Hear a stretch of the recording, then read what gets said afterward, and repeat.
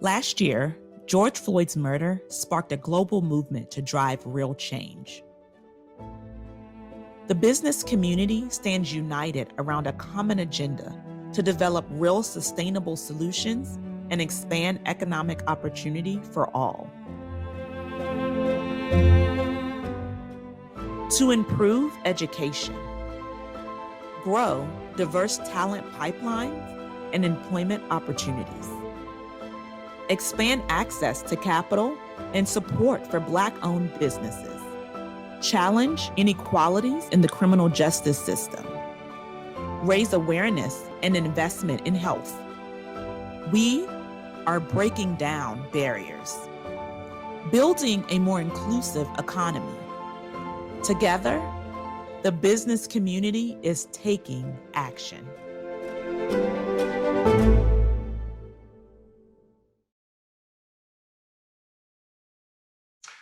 Good afternoon, and welcome to the U.S. Chamber's second National Summit on Equality of Opportunity. Let me say at the outset a big thank you to our corporate sponsors, Accenture, Altria Group, Genentech, Microsoft Corporation, and Raytheon Technologies.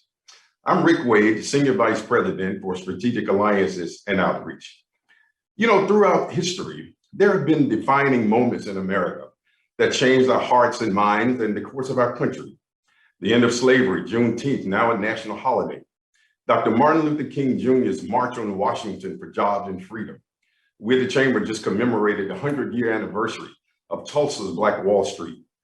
More personally, the June 17 massacre at Charleston's Mother Emanuel AME Church that took the life of my friend, Reverend Clementa Pinckney, and other worshipers, and the May 25th murder of George Floyd left indelible impressions on me, reminded me that we have miles to go to equality.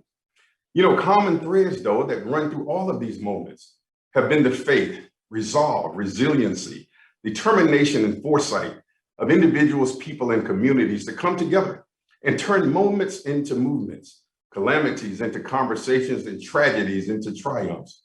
Today's summit is not the beginning of our work, but a continuation of the commitment we made last June, when we convened thousands of private and public sector leaders to discuss the underlying challenges driving inequality of opportunity for Black Americans and other people of color. While our work indeed began with dialogue, it's now about real action. The Chamber, along with many partners, powered and launched a historic private sector-led Equality of Opportunity Initiative, a nationwide effort to advance data-driven business and policy solutions to bridge our country's gaps in education, employment, entrepreneurship, criminal justice, health, and wealth. Solutions like equitable education funding, diversity in corporate leadership, access to capital for Black-owned businesses, employment opportunities for persons formerly incarcerated, and much, much more.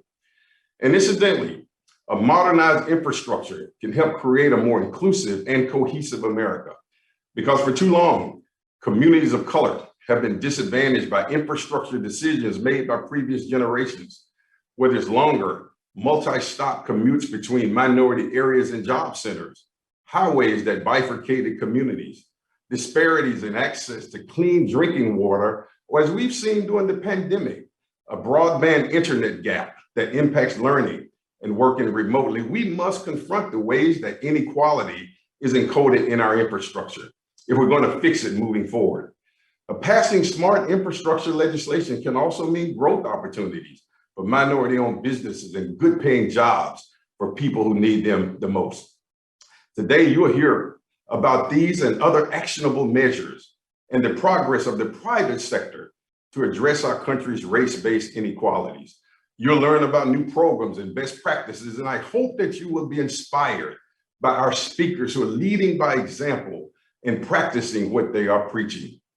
Your very presence here today is our guiding light and is emblematic of our shared understanding, our shared purpose, and the shared work yet to be done to actualize equality and create what Dr. King called a more beloved community.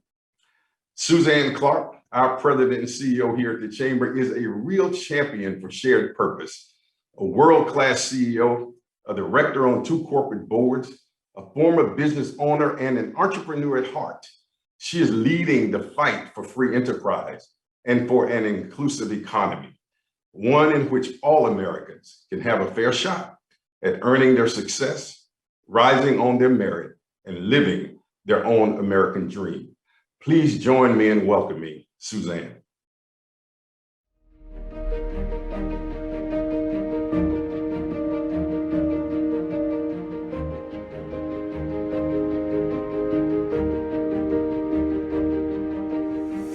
Thank you for that introduction, Rick, and welcome everyone to our second Equality of Opportunity Summit. Many of you were with us at the inaugural summit last June when we launched the Equality of Opportunity Initiative. All of us at the Chamber are so grateful for your engagement over the past year. I also want to thank the more than 500 local chambers, associations, and businesses, along with the many federal, state, and local officials who've partnered with us to address diversity, equity, and inclusion in our companies and advance equality of opportunity across our communities. This work is a priority for the Chamber and our members because, as we all know, it's not just a moral imperative, it's an economic imperative. A study from the W.K. Kellogg Foundation found that the U.S. economy could be $8 trillion larger by 2050 simply by eliminating racial disparities where we live, work, and learn. Prior to the onset of the pandemic, there were more than 8.2 million minority-led businesses here in the U.S., generating billions of dollars in economic output. COVID-19, as we all know, was devastating for the business community as a whole, but especially for our Black, Brown, AAPI, and Native American workers and businesses who drive so much economic activity and who are disproportionately impacted. It's more important than ever as we stand on the cusp of a great economic resurgence that we work together toward a widespread recovery and inclusive growth. At last year's summit, we talked about the importance of meaningful, measurable impact through public and private sector solutions that can help bridge opportunity gaps. It's commonly said, what gets measured gets improved. So during the course of today's summit, we'll have many opportunities to share how we've turned conversation into action, driving progress in education, employment, entrepreneurship, and of course, our communities. There are many accomplishments to be proud of. With your support and engagement, the Chamber EOI has established numerous business-led task forces to develop actionable strategies and initiatives, provided opportunities for internships, education, mentoring, grants, and other resources, partnered with the White House Initiative on HBCUs to convene presidents and chancellors to discuss the future of business and higher education for Black youth, developed the Equality of Opportunity in Action event series, and partnered with the National Association of Corporate Directors to identify, prepare, and connect 250 Black executives to corporate boards by 2022. On the policy front, we've endorsed 14 bills on EOI-related issues, and Chamber experts and allies have provided hours of testimony at congressional hearings. The Equality of Opportunity Initiative is about progress, and it's also about momentum. I'm proud of what the Chamber and our partners have accomplished. We've made some big leaps, but we know there's so much more to do. Over the course of today's program, we'll dive deeper into the challenges and opportunities that lie ahead. I am optimistic that together we can do it, and we have to. This is the most innovative, dynamic, prosperous nation in history. It's the land of dreams, and it must live up to both its ideals and its potential. All of our people, no matter their race or background, must have equal opportunity to go as far and as high as their talent and hard work will take them. And the work of the EOI and all of its partners is crucial to making that so.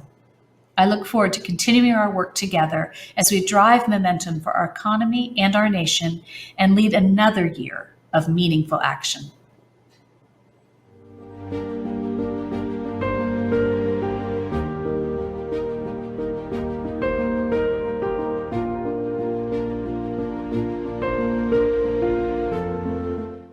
Now I'm excited to introduce one of the American business leaders who is doing just that. CEO and President of Discover Financial Services, Roger Hochschild. We're going to kick off today's program with a discussion about some of the ways Discover is leading in this space. So welcome, Roger. We're so delighted to have you join us today. Thanks, Suzanne, and to the U.S. Chamber of Commerce for inviting me to be a part of the summit on equality of opportunity, which is something we at Discover are really passionate about.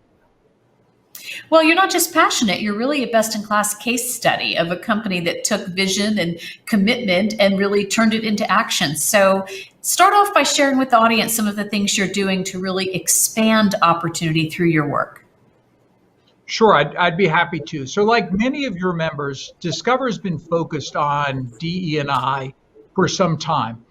And this comes from a view that not only is it the right thing to do, but it's good for business. It's proven that diverse teams make more effective business decisions.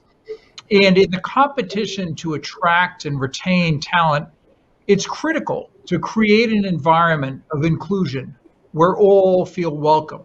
And that's why we're very happy that the vast majority of our employees, when we survey them, they say, I can be myself at Discover without worrying that I'll be accepted. We're proud of the things we've accomplished, but we also recognize that it's not enough. And so we're committed to doing even more. So that's why we've ensured there's pay equity for women and minorities.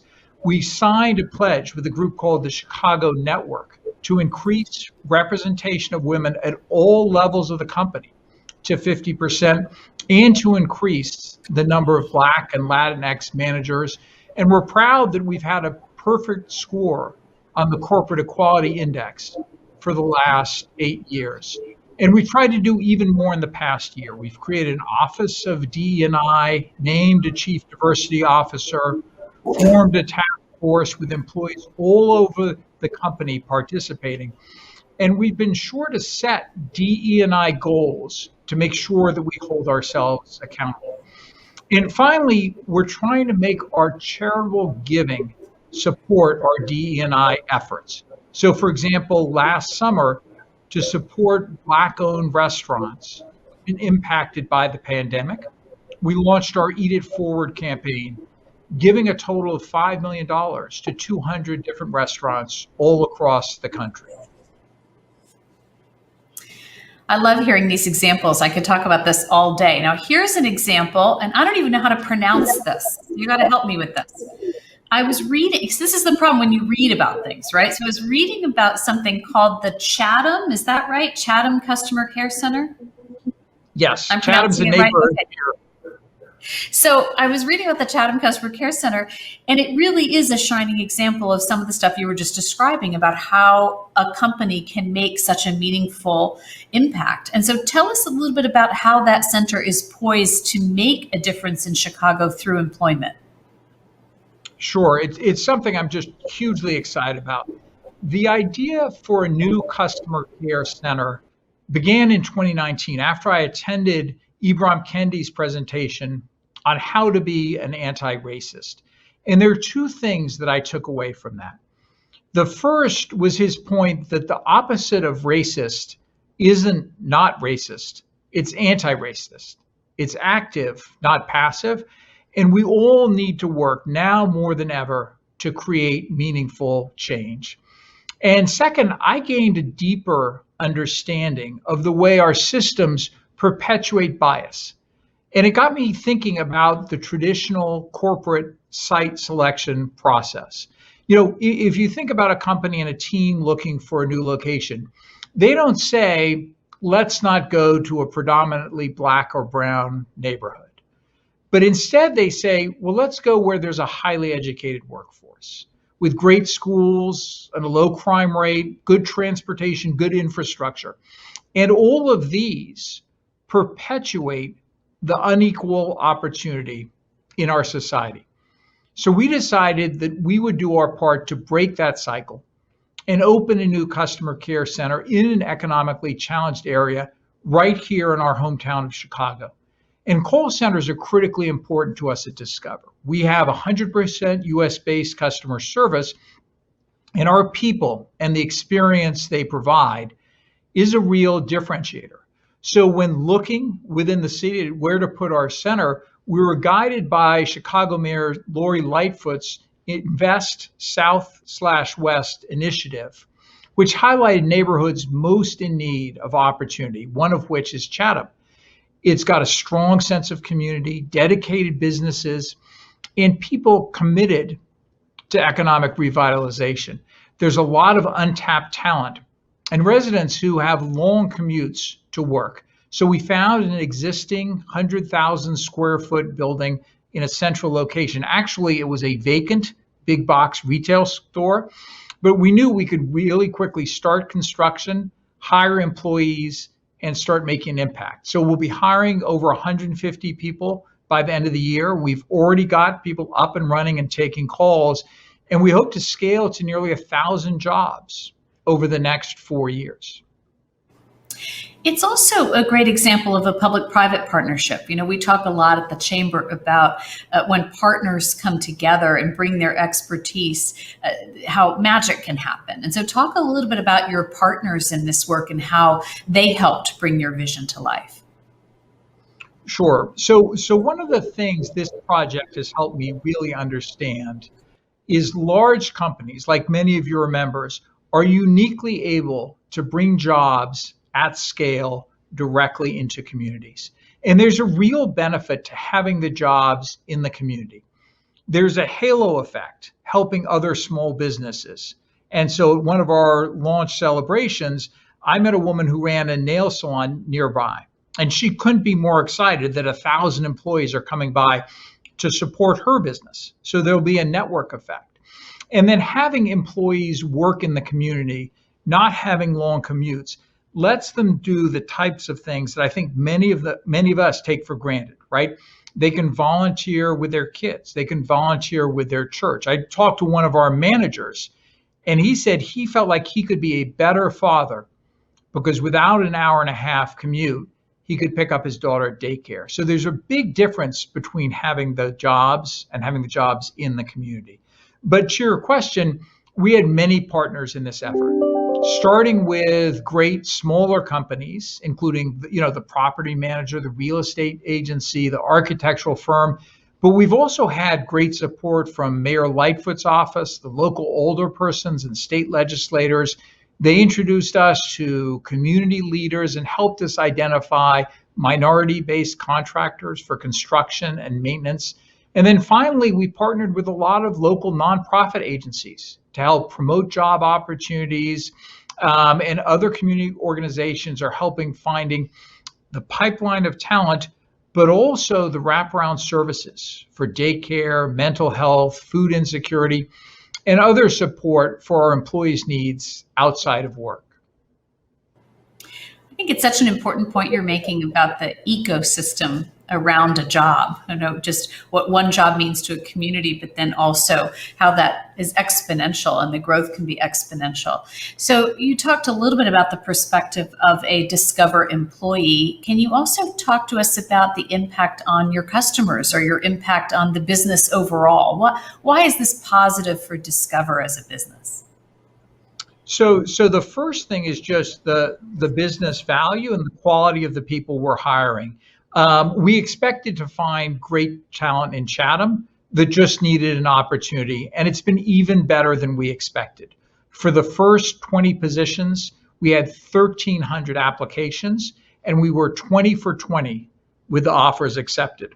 And the new center, we're looking at everything we do from a DE&I perspective, and it's changing how we think and operate across the entire company. I mean, some learnings include, how to make it easier for minority-owned businesses who frequently don't employ as many employees to bid on projects by breaking the projects into smaller pieces.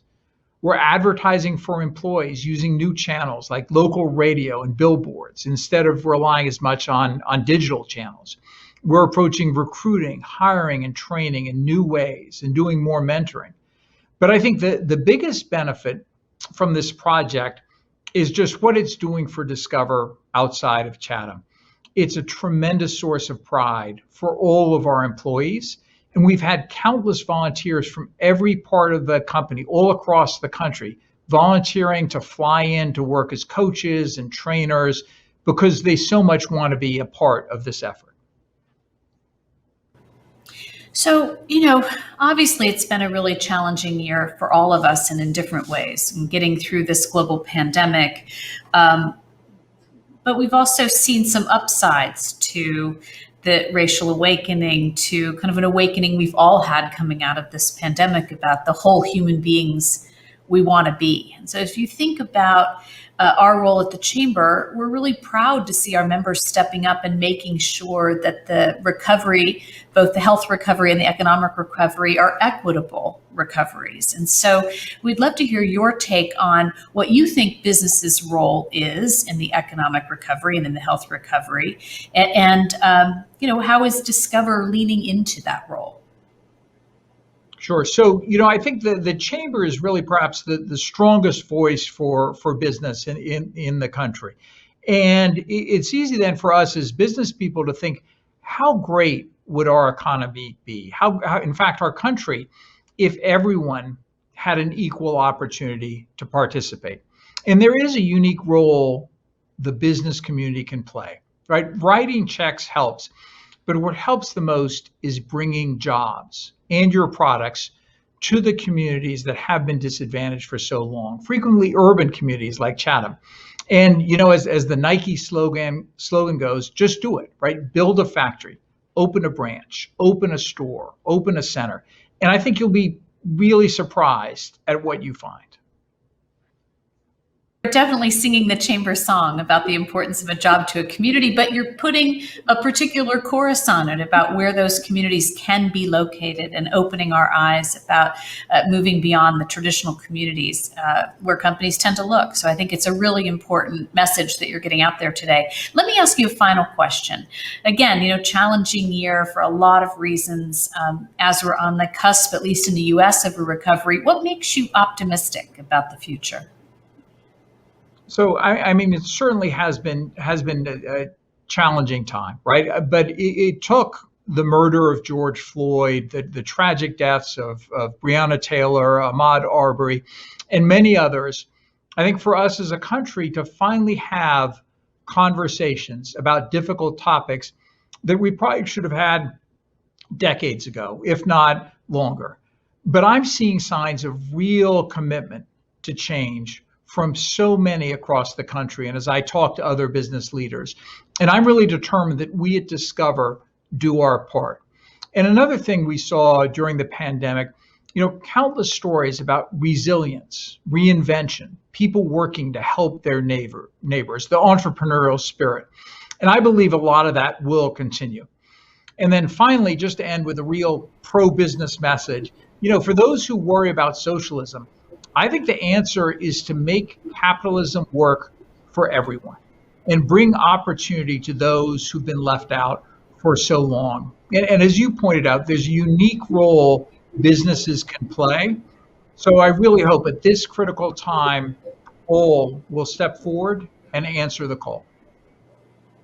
Well, you are certainly inspiring all of us to do more. I really appreciate you coming here today, being willing to tell your story.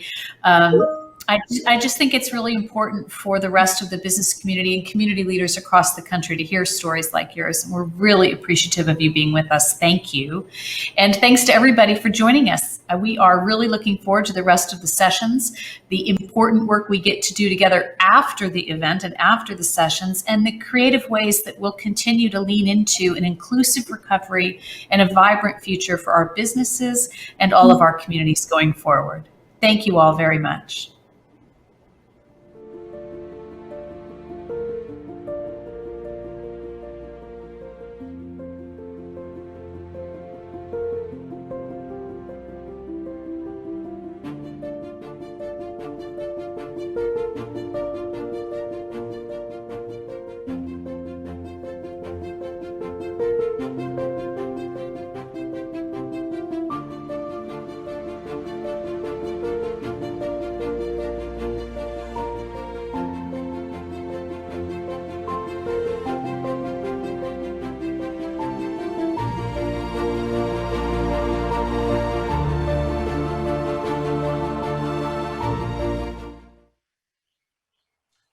Ladies and gentlemen, it's Jason Wright, president of the Washington football team. Jason, my friend, thank you for joining us for this Equality Equality of Opportunity Summit. Rick, it's my pleasure. Thank you for having me. Jason, let's jump in because we have limited time. You were named president of the Washington football team in August of last year, the first African-American president of a team in the league, and I believe the youngest and also the fourth NFL player to ever lead a team. There's a lot of conversation about first and last. I'm curious to know, what does it mean to be first? And what's the first year been like?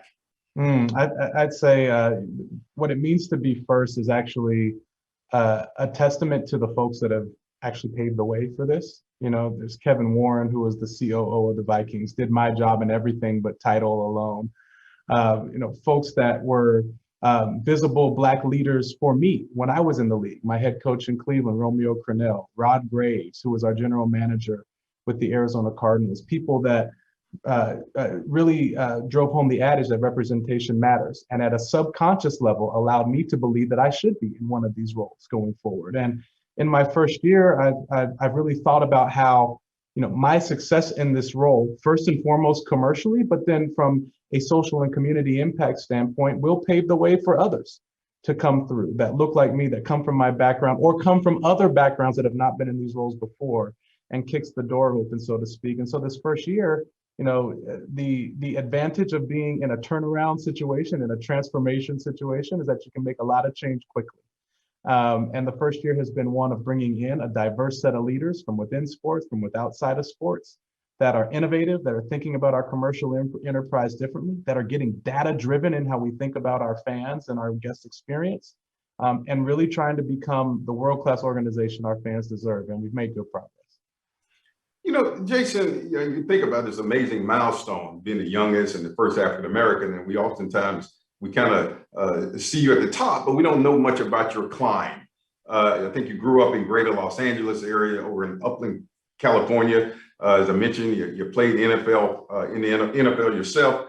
You and I got to know each other at McKinsey. But one of the things I'm interested in is growing up, how did your early life experience shape your perspectives and your values? And you're being an executive now. Tell us a bit about your journey. Yeah, I might talk about maybe three things really quickly. The first is just sort of the household I was raised in. My dad was a civil rights activist turned entrepreneur. While he was trying to build a business and we didn't have any money, my mom was a flight attendant flying around the world, taking me in the Sky Chef when there was an actual Sky Chef, taking me on sitting with the Sky Chef because we couldn't afford childcare. That wasn't legal, I don't think, but she was doing it just to make ends meet. And their whole MO was to work hard, both to change society and to change our own economic situation, so that, in their words, their ceiling would be my floor. And within that, there was always this implicit discussion of opportunities through an economic lens. And so as I moved into my football career and into my business career, I thought about, personally for me, expanding my sphere of influence so that the economic opportunities for me, my family, generational wealth, we might call it, are expanded, but also the ways that the platform I had, whether in the NFL or at McKinsey, could do that for others in society as well. And so it sort of informed the mission that I bring to this work, and it's part of why I took this role. Where else can a 38-year-old brother from LA oversee the deployment of $1 billion of capital in building a new venue, steward a rebrand from a name and moniker that was rooted in racialized imagery into one that's inclusive and commercially viable, and to oversee the transformation of a sports franchise into a broader media and entertainment company over the next decade? Where else does someone like me get that chance? It doesn't happen often. And so, the vision that my parents put in me is what moves me today. And, my time in the NFL, I think, gave me the resilience to take on something of this sort of magnitude. In that, I spent my first year and a half getting fired every other day. And that does something to me. You talk about your parents and civil rights and social justice, as we talk about today, is not anything new to athletes. I mean, I think back to the 1967 Cleveland Summit. I mean, that comes to mind. Mm-hmm. But in your new role as president of the Washington football team, I mean, how do you view your role in advocating for athletes and even the work you're doing around social justice, which is front and center? That's why we're here today to talk about equality. Yeah, I mean, my general belief is that social impact is most sustainable and viable when it's built into our business models and it's tied to the way that we do our day-to-day business.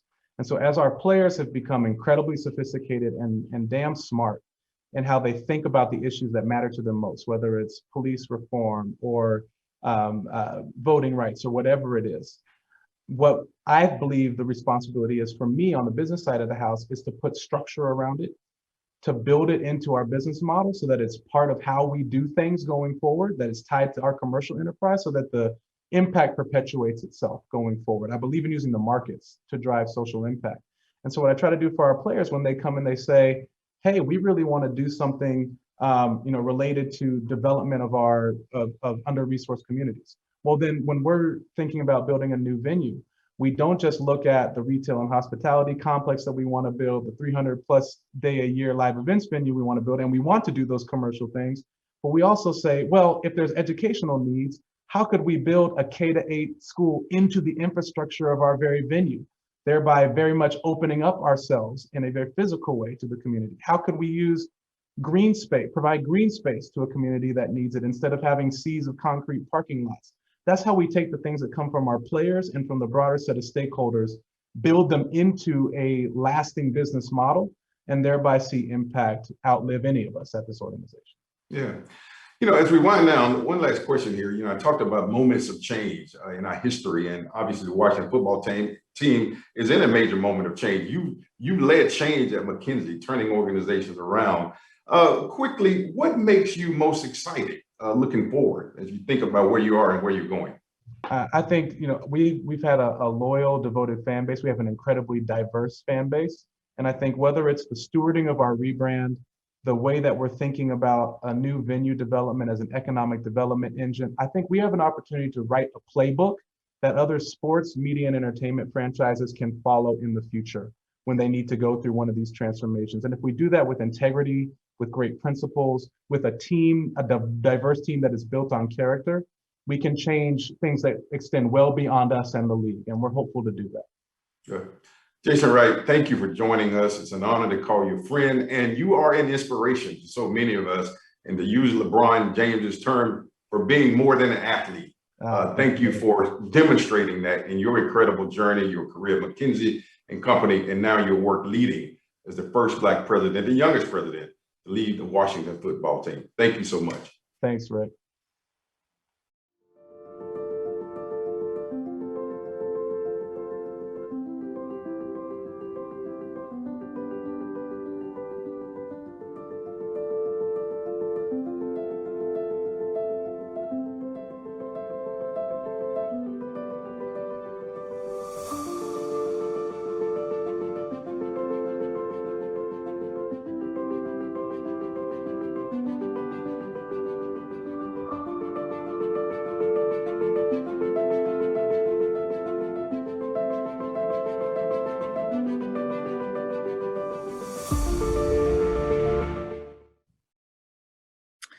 Good afternoon. I'm Bob Thomas, Chief Operating Officer for the Michigan Chamber of Commerce, and this has been a revealing conversation so far, but now it's time to talk about the business case for equity.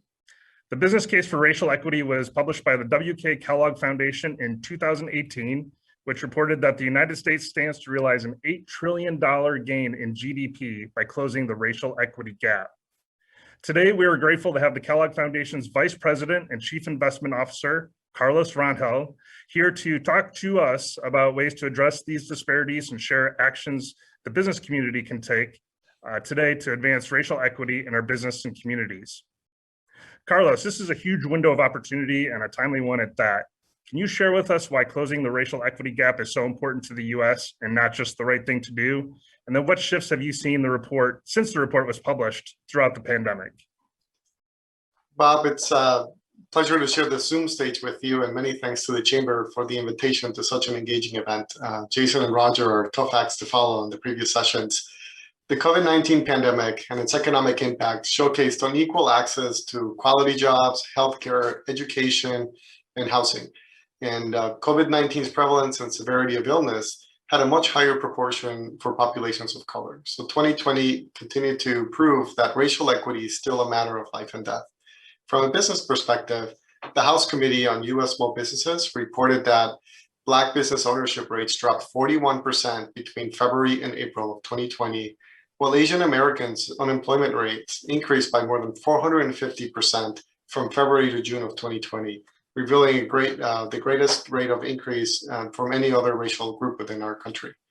These facts are symptomatic of centuries of systems that perpetuate inequity and injustice. We didn't create the systems, but we have the opportunity to change this during our careers and our lifetime. We can make a meaningful difference in people's lives while increasing our organization's effectiveness, and we're seeing a movement in that direction, which is very encouraging. Advancing racial equity requires an intentional shift in our systems and a critical look at how our organizations do business, not just on the operation, but with all of our stakeholders. How would you recommend businesses build relationships and trust to move forward? Absolutely. Thank you for the question, Bob. So as leaders, racial equity is a journey that starts within the self, so at the individual level, interpersonal, and at the systems level. Colleagues, consumers, and communities can tell when we authentically walk that talk. And advancing racial equity is not just a matter of social justice, it's a strategy for economic growth. So there are three main reasons why business leaders watching today should make racial equity a top business initiative. Number one, the research shows that closing the gap leads to higher economic activity that benefits all of us. It's not a zero-sum game, it's about making the economic pie larger for all of us to share. Lessening and eventually eliminating the barriers for people of color result in trillions in additional demand for goods and services, and this transforms communities into places of opportunity.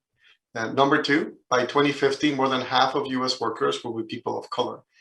Businesses that capitalize on the demographic shifts happening in the US will have a competitive advantage. And finally, number three, organizational diversity has a direct relationship with profitability. The more diverse the business, especially on the leadership teams, you see higher EBITDA margins relative to peers. So within the constraints of running a business, leaders can deliver value to communities by being intentional about their vendors, their employee base, the quality of the jobs they offer, the community engagement that they have, and the consumer experience, especially when they add a gender or race and ethnicity lens. Our consumers of different races and ethnicities and of different genders experiencing the best consumer experience as customers of the business. An example of how we did that at the foundation. So the foundation's mission is to change outcomes for children. So children are at the heart of everything we do. For all children to thrive, families must be able to support themselves, and their communities must be places of opportunity. Businesses play a key role in creating these conditions, which is why we're involved in this conversation. We see the positive impact the corporate sector has on our society. To share how the foundation pursued a more inclusive strategy, we committed to being an effective anti-racist organization back in 2007.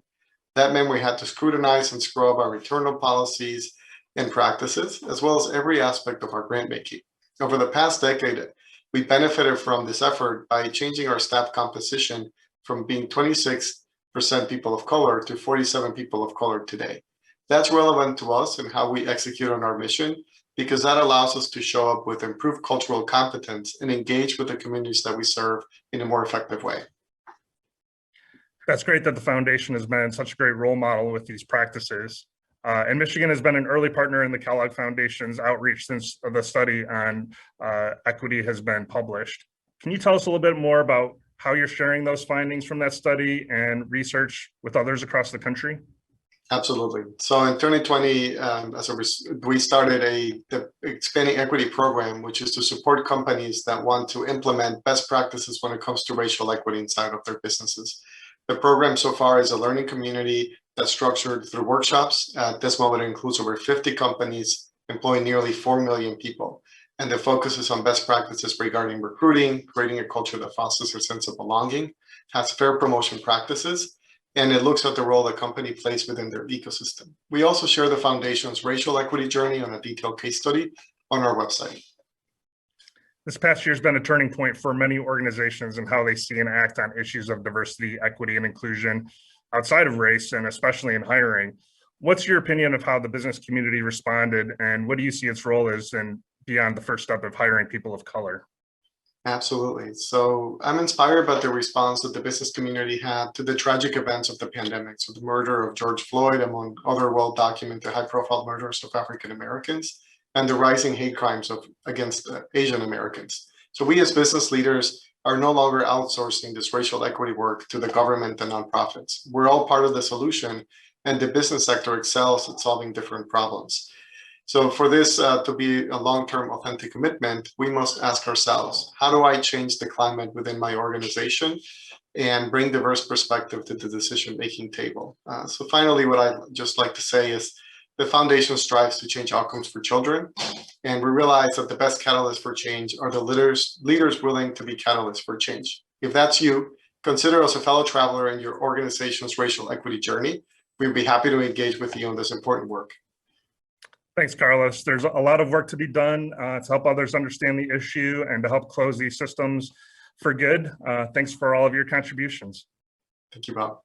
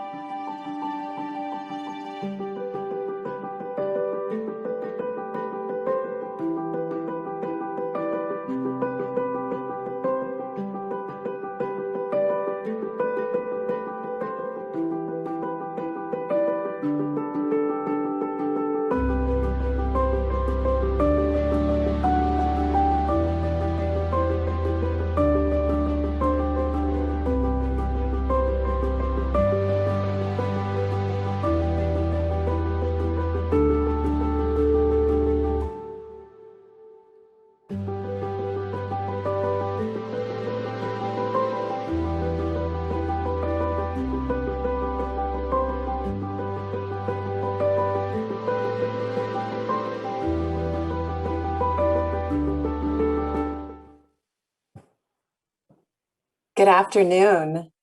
Welcome to a discussion about unleashing the power of education partnerships.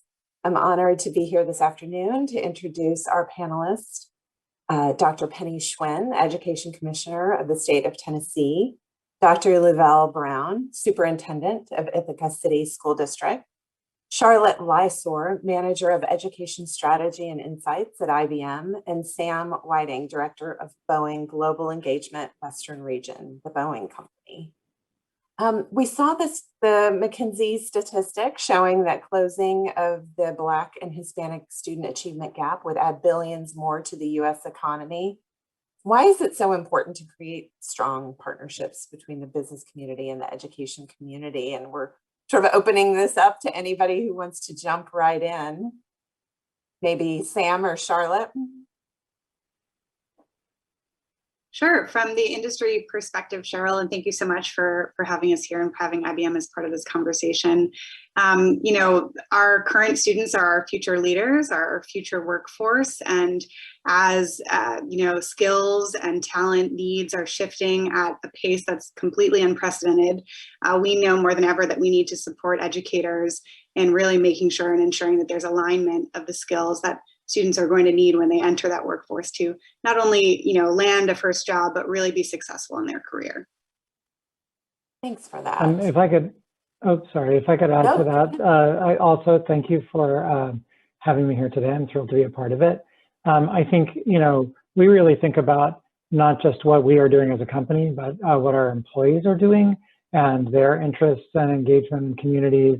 And it's very important to us that we are thinking about the talent pipeline, both in terms of how we as a company can support education organizations and schools and all sorts of nonprofit organizations who are involved in this space, but also how our employees want to be engaged and how we can encourage them to be engaged in that as well. Thank you. Thank you for that. I want to move to Dr. Schwinn and Dr. Brown. This last year obviously has been a challenge for every student, but there's no question that the shift to remote learning was a setback for students that are already vulnerable. We're already vulnerable. Dr. Brown, what steps are school systems taking to address learning recovery and to accelerate learning for traditionally underserved students? And then Dr. Schwinn, I want to hear about a tour that you've been on around the state of Tennessee and hear what you're learning and what insight you're gaining. So Dr. Brown? Yes, thank you for the question, and it's an honor to be here. And I would say that The first and most important step is to understand that the traditionally underserved students and marginalized students were that way for a reason. Our schools have failed them previously. So we are looking to redesign our spaces to be much more inclusive and responsive, and to build something new in partnership with the young people who have been marginalized for generations. Our curriculum needs to change. Our young people need to see themselves in the curriculum. Our assessment models need to change, where young people see this as a performance assessment, a way for them to show their brilliance and their joy and their cultures and humanity. So our work needs to change. As we have all the right students. Our system has been what's been failing. So as we transition out of the pandemic, we're looking to change what we do. That's fantastic. Dr. Schwinn? Sure. So in Tennessee, last week, this week, and next week, I am on an Accelerating Tennessee 2021 bus tour. So I'm driving from Mountain City to Memphis and everything in between to visit over 50 districts in our state and look at what they're doing for summer programming, as well as how they're thinking about federal relief funding and what that means for next year. And, you know, what we have is a state that is as diverse as the state of Tennessee in terms of ideas and investments. But across the board, what we are really focusing on is how do we make sure going into next year and how we're thinking about investments, we are targeting students who need the most support. We're thinking strategically about scale and sustainability. And we're also being very, very clear that a few core areas are how we really need to focus to make sure that we're going to see that long-term impact. And so I'll highlight our summer programming, where we've got 15 to 20% of students in the state who are participating in that. We've got a massive tutoring program, and we're really focusing on literacy in all grade levels, but certainly in that early elementary space, because we know if students have those foundational skills mastered, we see much more acceleration when they get into those middle school and high school programs that allow them to have those meaningful partnerships, work-based learning, internships, et cetera, with our amazing partners in the state and industry. And the only other thing I would add is on the tour in each of the regions, we're meeting with industry partners, with higher education partners, and then with district officials to figure out how to create that vertical scaling so we're all moving in the same direction on behalf of creating clear pathways for all students. I appreciate that. And you referenced sort of the pandemic relief funds, and, you know, talk a little bit about that and addressing sort of learning recovery. And then I'd love to circle back to Dr. Brown too and say, how is that going in your state as well in terms of how to use those massive amounts of dollars that are coming to states to really address the needs of students? Yes, so in Tennessee, we're taking the approach that says we need to go very deep in a few core areas and incentivize and support districts on those areas where we are all focused. And so we've taken our strategic plan from before the pandemic, because I think to Dr. Brown's point, what we saw before has only been exacerbated now. And so we're focusing on academics, on student readiness, and on educators. So our core investments, we've got over $120 million on early literacy, really focusing there, an additional $25 million on math, $170 million on tutoring support, so high dosage tutoring for students across the state. And then really thinking about in that student readiness space, innovative high schools. We had $14 million set aside for that. We had to more than double that. We could not even fund a third of the applications that came in to really see how do we reinvent and rethink what high school is. And we've been, I can't say how much we've been encouraged by the amazing creative thinking across the state, but even just where does high school have to take place? We've funded applications where students will now do high school on industry sites, take their classes at industry, and then be able to move directly into workforce, or be able to take dual credit courses, do work-based learning or apprenticeships, and move directly into jobs while they're earning their college degree. So really just thinking about time, space, and place, and reinventing that. And then third is our Grow Your Own work, which we're very proud of. It should be free to become a teacher. We need to make sure we have excellent people in front of our kids every single day, so all kids have equitable access to amazing instruction, certified teachers, so that they are able to take advantage of the great innovative high schools and work that we have and partnerships we've formed. Those are some wonderful best practices that I think we might like to share with other states. Dr. Brown, tell us a little bit about how it's going in your state in terms of those relief dollars. Yeah, thank you. And some similarities, but some things that I would add. We are partnering with our communities. In our state, we are posting our plans on our websites, and we're receiving community feedback on how we intend to spend those very important dollars. And what we're hearing and what we're planning to do, yeah, we have some infrastructure needs. We've neglected our building infrastructure for far too long. And I think that was highlighted as we went into this pandemic as well. So we have some things to do. to enhance our buildings, the physical plants, internally and externally. And we, again, not taking a deficit model about our young people needing to be fixed, but our system needed to be fixed as well, most importantly. And we're investing in a lot of professional development where our educators are doing a significant amount of identity work. It's important for our young people, our educators, to know who we are and how we have engineered these spaces with our biases and our blind spots.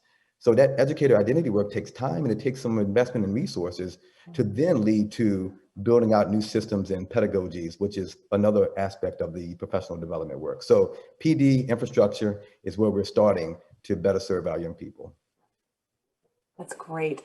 So both of you have sort of talked about maybe new opportunities or new educational opportunities for young people, particularly people of color.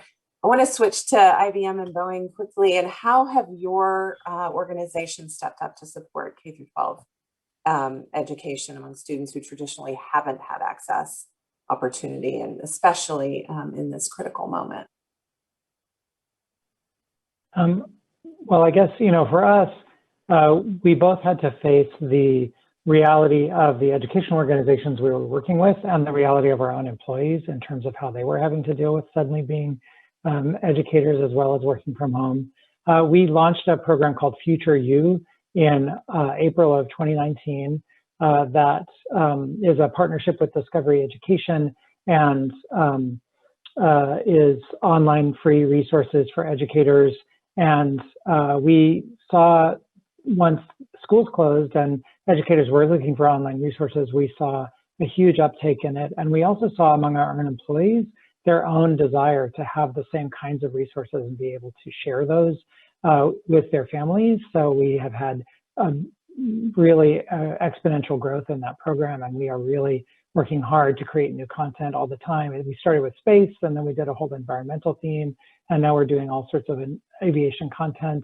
And it's been a very exciting program to be able to lead, to be able to show the great, amazing people who work at Boeing and the work that they are doing and the kinds of facilities that we can't bring a student tour into, or even for that matter, an educator tour into because of the site restrictions, and to be able to show that, to be able to have that as an example of what's great about working at Boeing. And the other part, I think, for us that has been really true is just thinking about our own grant making to organizations and how we really needed to change that because of the changing realities of the organizations we are supporting. And so really having to think not just about 2019 grants we might have made that education organizations needed to repurpose, or actually any of the organizations we work with needed to repurpose, but also in terms of how we are engaging around what we had to do around pivoting with COVID and the airlift capabilities we put in place and the 3D printing of face shields, and how we could turn that into educational content as well through our relationship through the STEM Careers Coalition with Discovery Education, and how our guidelines for grant making had to change, both in terms of the realities that COVID brought to bear, what we've talked about earlier in terms of the realities that now are just more stark, and how we really as a company have tried to address advancing racial equity in a much stronger way in terms of the language we use in our guidelines and in the ways in which we are supporting organizations. Thank you for that, Sam. Charlotte, tell us about IBM.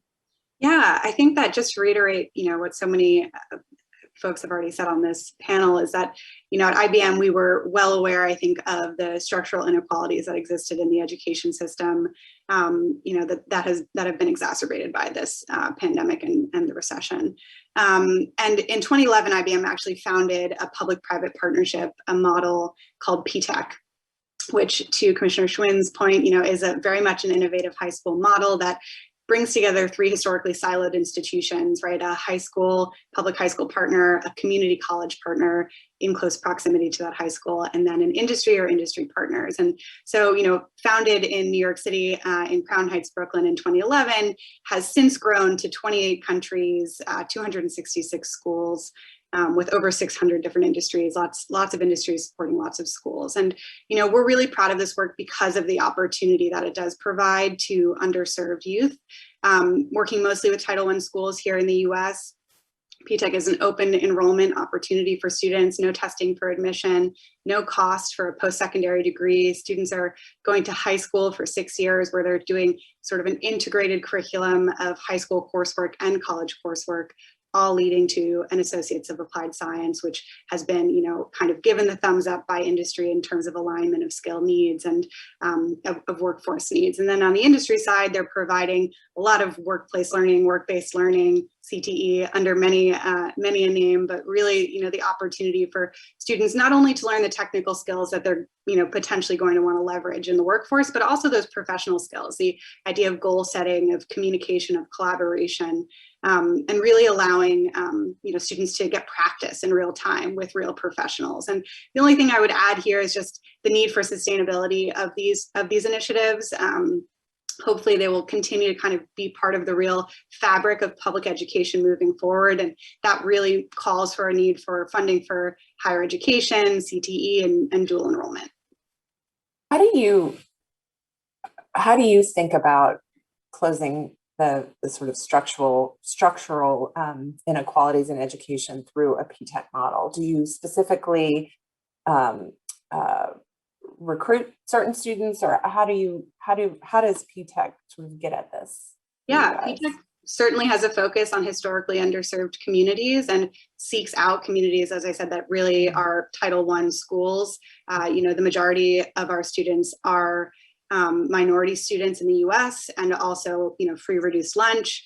We're really trying to make sure that P-TECH doesn't become kind of a specialized school model that becomes overly competitive and unfortunately then wouldn't maybe serve the students that we're trying to really give this opportunity to. And so, you know, we're pretty strategic about our partnerships and about where we focus and what districts we work with. Great, thank you for that. I want to just quickly ask a question about the issue of broadband. You know, Sam, you talked about your partnership with Discovery Education, and certainly access to internet and to broadband is key to sort of students being able to access those programs. How do you, this is really for anybody, how do you expect we'll address these sort of inequities in terms of access, and how can the business community play a role in that? Well, I'll start. You know, one of the things that I think we have to be really careful about is now that schools are reopening and, you know, most kids will be back in school in the fall, is not just saying, whew, we got through that. We don't have to worry about the broadband access that is super inequitable in this country as it is now.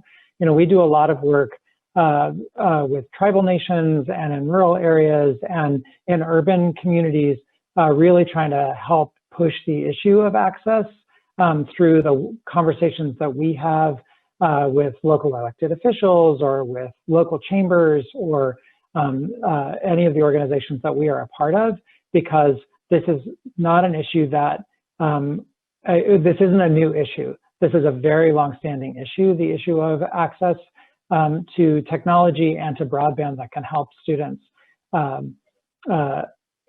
just be able to do the work that they need to do, whether it's going to school from home or whether it's doing their homework.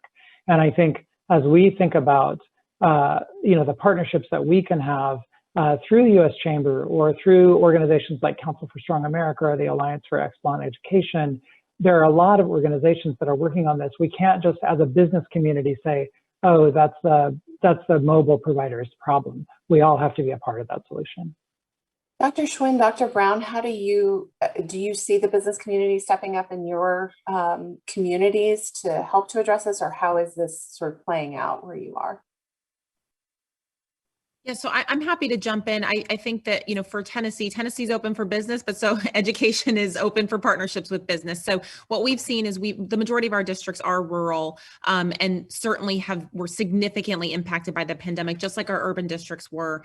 And one of the things that we've seen to be so beneficial is we've got partnerships where, like T-Mobile, 200,000 families are now going to get access to free and low cost internet. We have an infrastructure conversation around those who don't have self-service, so the hotspots don't necessarily work.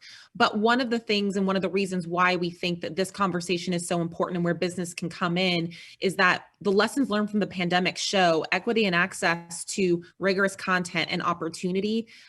We need to be able to take the lessons learned and do things like our AP Access for All, our dual credit work, where students can take classes online in high school and get credit when those classes aren't offered at their local school systems. That can't happen if they don't have access to a device and to broadband.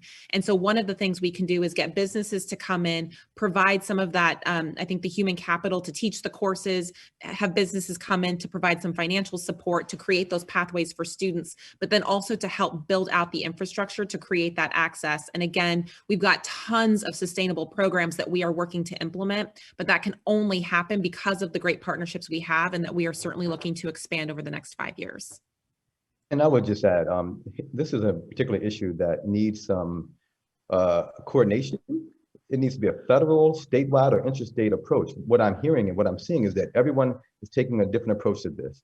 And what's happening is that those communities with privileges are much further ahead than those without, or those communities with voice are having opportunities and access that other communities are not. So I'm hoping that we coordinate our efforts, because this has been an ongoing conversation for the last 20 years I've been doing this work. Yeah, I mean, I've heard people say, and I think this is to your point of bringing all stakeholders together, this is the moonshot issue, right? This is the thing that all stakeholders come together, and we need to get everyone connected. If this last year taught us anything.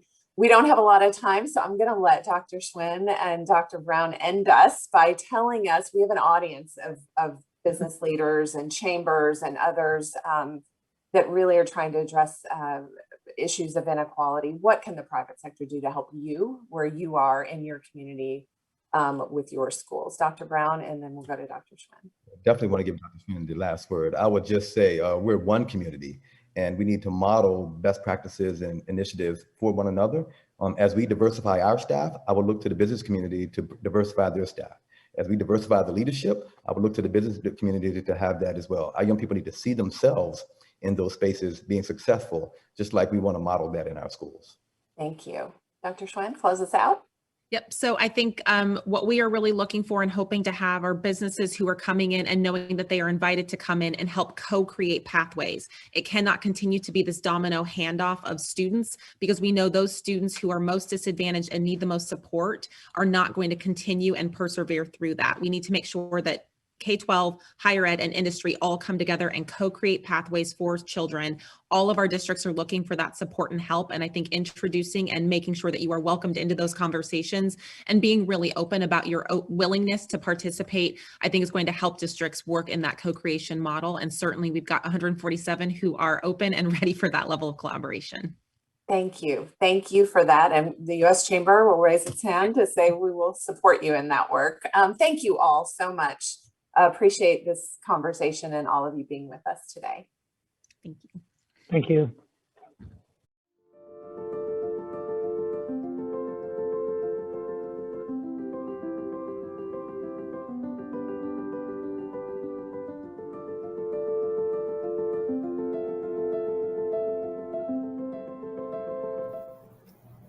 America was built on the notion of being the land of opportunity. The inequality of opportunity that has persisted over the last 2 centuries, however, has left a lasting mark on the United States and disproportionately impacted people of color. Differences in proficiency rates, dubbed the achievement gap, begin before formal schooling and persist through K-12 education and beyond. While high school graduation rates have risen to 86%, the graduation rate for Black students is almost 10% lower than white students. Black Americans are also below the national average, with roughly 46% attaining a high school diploma or less, and only 24% receiving a bachelor's degree or higher. For most Americans, employment and family income determine the ability to build wealth across generations. Black unemployment rates have been consistently twice as high as white unemployment for the past 40 years.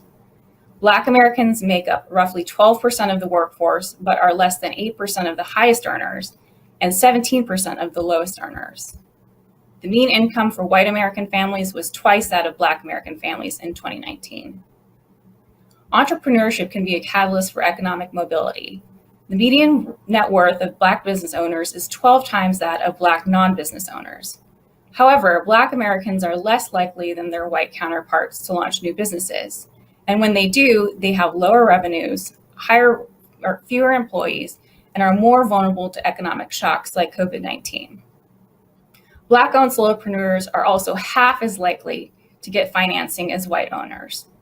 They also require significantly more startup money out of the owner's pockets, with 76% of Black entrepreneurs relying on personal and family savings for financing. In the United States, Black Americans are more likely to be arrested. Once arrested, they are more likely to be incarcerated. Black American arrests make up twice the percentage of their population and are incarcerated in state prisons at 5 times the rate of white Americans. It is also harder for Black Americans to bounce back. A criminal conviction reduces potential employer callback by 65% for Black Americans. Race is also associated with several healthcare access disparities. Black Americans' life expectancy is 3 years less than the average Americans. Black Americans are 22% more likely than white Americans to be uninsured, and 23% more likely to depend on public health care coverage. The U.S. Chamber compiled this research to show the magnitude of opportunity gaps in these key areas.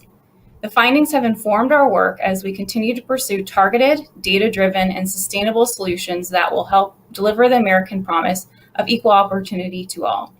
Please visit our new EOI data center for more data like this.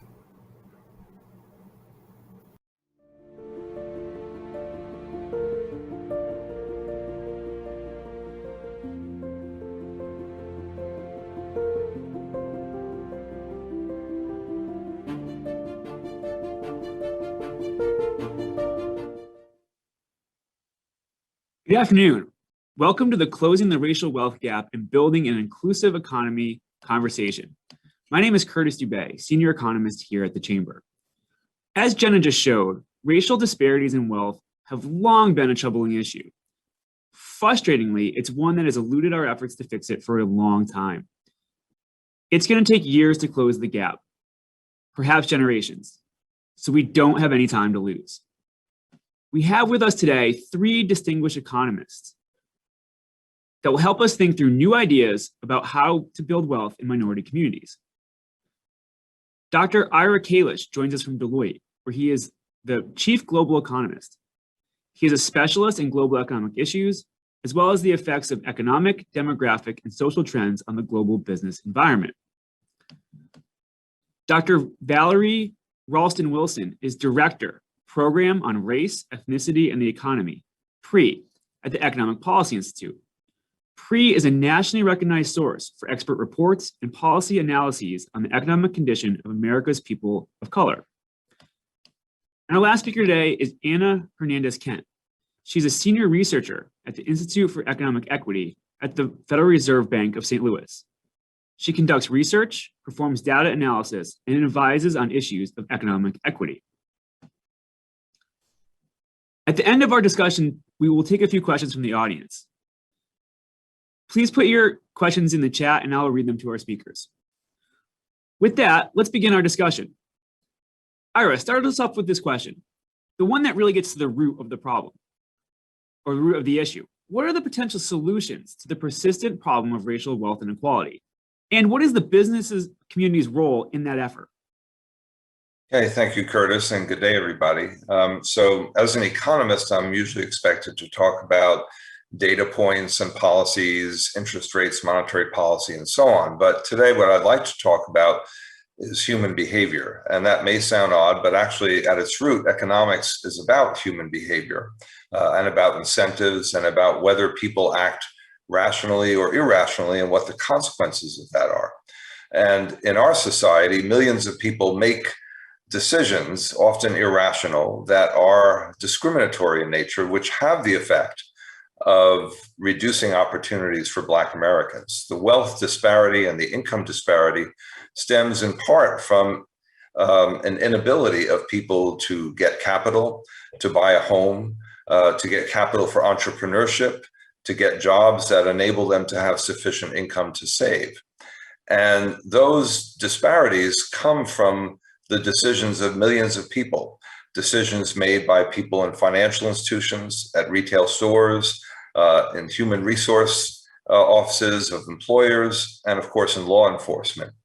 And if you were to approach any of the people that make discriminatory decisions, they would probably tell you, no, I'm not racist at all. I'm quite the contrary. And they'd be very sincere in saying that. But the reality is that people make decisions that have a discriminatory effect.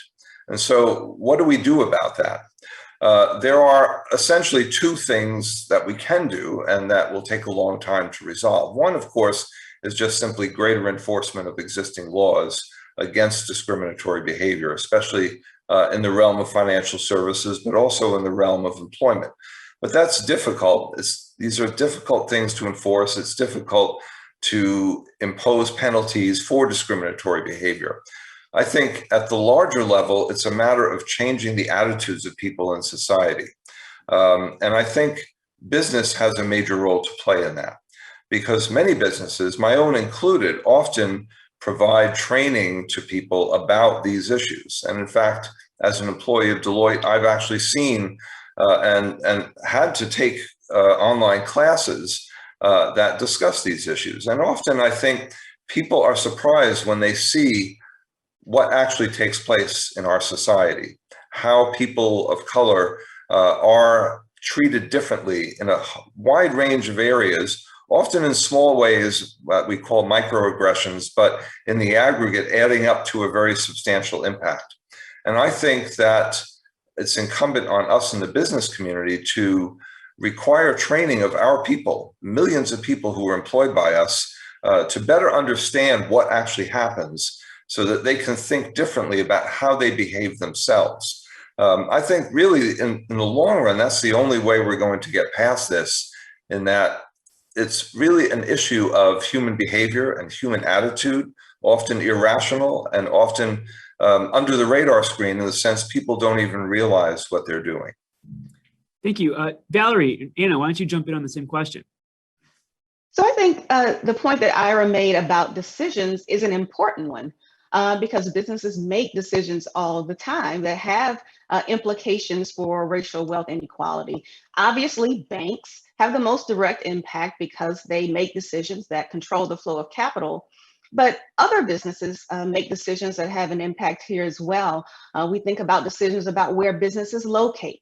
Has implications for employment and broader economic development in the communities where they're located, as well as decisions about who they do business with, supply chain decisions that can have major implications for the health and well-being of minority-owned businesses.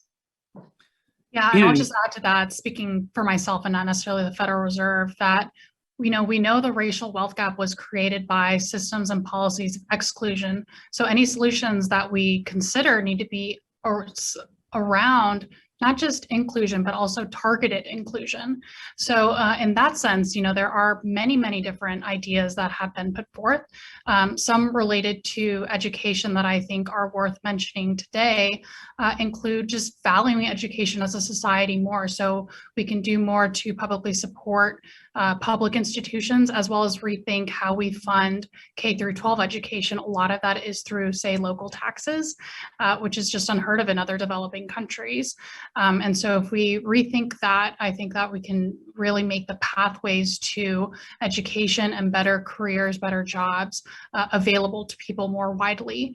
And businesses' role in that is A, to support those efforts, and B, to also support their minority workers who want to go back, get higher education or upskill. And they can do that both financially as well as culturally by giving their employees time off if they need to go to class during the day, and perhaps making up their work time during non-traditional work hours. That's all really interesting. And please feel free to talk back and respond to each other. But I think that's a really good segue to our second question, which is, what can businesses do from the employment side of things to help people of color build wealth? Valerie, please, why don't you kick that one off? So I alluded to this a bit before, but the role of businesses as employers is absolutely critical. The vast majority of income in non-elderly households in this country comes from work. It's labor income. And while income is not wealth, inadequate income is a barrier to wealth building. And there are large and persistent racial disparities in employment and pay that are actually defining features of the US labor market. And as a result, major contributors to the income gap, and by extension, the wealth gap. For example, Black workers are typically twice as likely to be unemployed as white workers, even at historically low rates of unemployment like we saw in 2019. This was the case overall, but it was also the case at nearly every level of education. And that's an important point to make because it identifies the fact that the unemployment gap is not simply a skills gap, that there's something else going on there. Among those who are employed, Black workers also face significant pay disparities relative to white workers.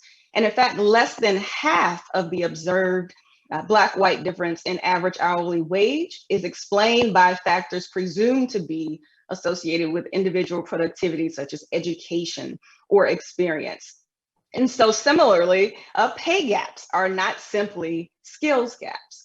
Pay disparities reflect racial differences in the types of jobs that workers hold. This is something that we call occupational segregation. It's characterized by overrepresentation of Black workers in lower wage jobs and underrepresentation in higher wage occupations.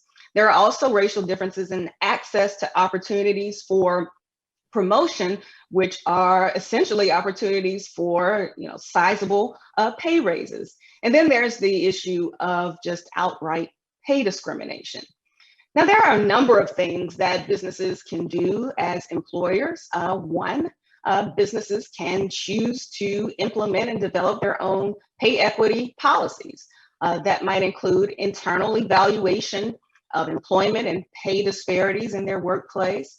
It may include adopting pay transparency policies or deciding not to ask about salary history in the hiring process.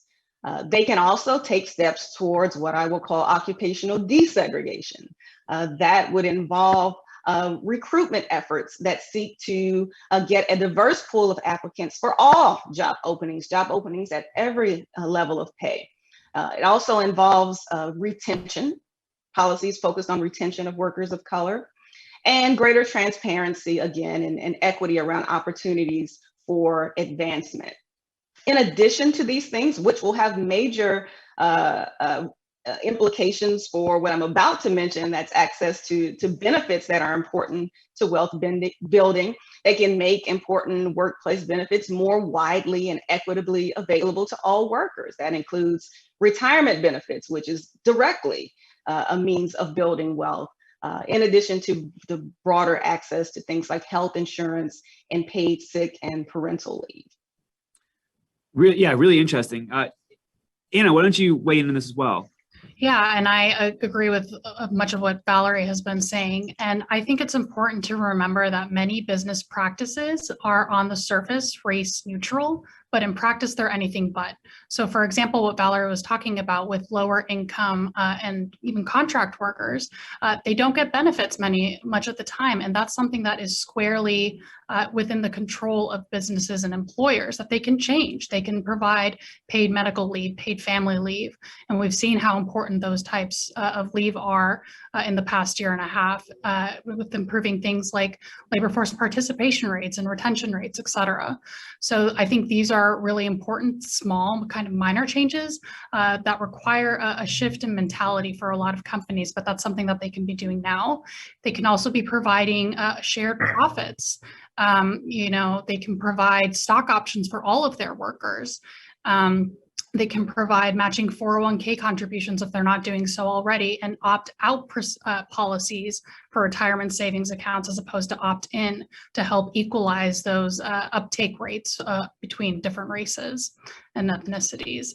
As Valerie mentioned in the previous question, they can also take a more critical look at the types of services that they're asking for and retaining, and look at Black-owned businesses first in order to really narrow the racial wealth gap in that sense.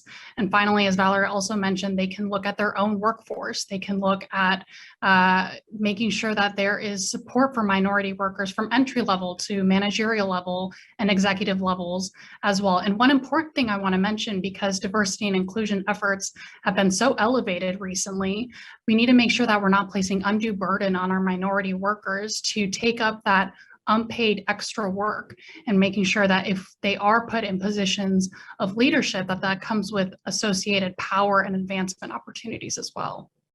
Thank you for that. Ira, did you want to weigh in? Yeah, I think it's worth noting that a large share of employment in this country is through very small businesses, and a disproportionate share of employment growth are small businesses and entrepreneurial businesses. And I think a very important way to build job opportunities and wealth for Black Americans would be through promoting more entrepreneurship in the Black community. I think it's notable if you look at Asian and Hispanic immigrants who have been relatively entrepreneurial and have relied often on networks within their own ethnic groups to raise capital. This hasn't happened to the same degree in the Black community, and that's for historic reasons. But I think this goes right back to problems in discriminatory behavior by financial institutions. There's a much greater need for entrepreneurship in the Black community to create Black-owned businesses that will, in turn, generate more employment in the Black community, especially on a location basis. So I think that may be an area where, if we're successful in generating more entrepreneurship, it could have a very significant effect on employment and wealth creation. Great. So I think we have only a few minutes left, but I think it's a really good segue into our final question. And Anna, lead us off with this one. And it is, what actionable items could help to build wealth in disadvantaged communities? And as a follow-up, I'm curious, is what has gotten better in this regard in the last year, if anything? So Anna, please. So in the past year and a half or so, it's become abundantly clear, if it wasn't before, that we do not have racial economic equity in this country. That being said, there has been some progress made and a lot of support behind many promising ideas. For example, more affordable childcare, child development accounts, 529 accounts, which focus on education, can be universal, meaning for all, and progressive, meaning that children of less wealthy parents receive more seed money. And this is really important because it allows children, minority children, other children, all children to start out with some money, and that changes not only financial and educational outcomes, but psychological ones as well. Relatedly, a colleague of mine, Ray Bashara, has a similar idea, but for retirement, 401 kids. Similarly, it's started at birth and it can be funded and make a great impact on our future generations. And I think it's really important to remember that we're leaving, right now, we are leaving a lot of untapped potential, skills, ideas, knowledge, resources on the table. And it's ultimately not a zero-sum game. So we need to continue the momentum, continue these conversations to produce actionable results, because ultimately, if we do, we'll be producing a more prosperous economy for everyone. Thanks. Ira. Yeah, well, I agree with what Anna said, and I think what we did learn over the course of the past year was that people in lower incomes, especially women, especially in consumer-facing services, were the ones who were most vulnerable. They did get some government support, but I think some of the structural changes we're likely to see in the economy post-pandemic will mean the permanent loss of some jobs. And even as jobs return, what we're seeing is that people are struggling with the issue of childcare. And so I think some of the proposals that have been made, and of course we do have next month coming up the new $300 monthly benefit, which I think will be very beneficial. But I think also more subsidies for childcare will play a big role in enabling lower income people, especially women, to return to the workforce and be able to thrive. I think it's notable that the US alone, among major industrial economies, has seen an actual decline in female participation in the labor force over the past 2 decades. And the one thing that distinguishes the US from other industrial nations is the fact that we don't provide substantial support for childcare. So when you have low income women, especially minority women, who face the choice of whether or not to go back to work and see the extraordinary cost of childcare, it's not a very easy choice to make. And I think that's an area where public policy can make a big difference in boosting labor force participation. Valerie. So I think the points that Anna and Ira made sort of hit both ends of the spectrum with regards to, what needs to happen to build wealth. We need asset building policies like those Anna mentioned, whether it be for child savings accounts or retirement savings accounts. But we also need to make sure that we're avoiding further loss of wealth as a result of things of extended periods of unemployment or lack of childcare or lack of access to benefits that really fill the gap that having wealth would normally fill. So, since last summer, I don't know that I think a whole lot has changed, but there were a lot of promises being made and statements being made by organizations and businesses in this country. And I think there's great opportunity to make some changes, real lasting changes moving forward. Ira, Valerie, Anna, thank you so much for your contributions today. It's been really, really interesting. Unfortunately, we have such a compressed time frame. We get some really great questions. It would have been really great to dig into that. Maybe we can do this in a more expanded format in the future. But thank you again for taking the time, and thank you to our audience. And thank you. Thank you. Thanks.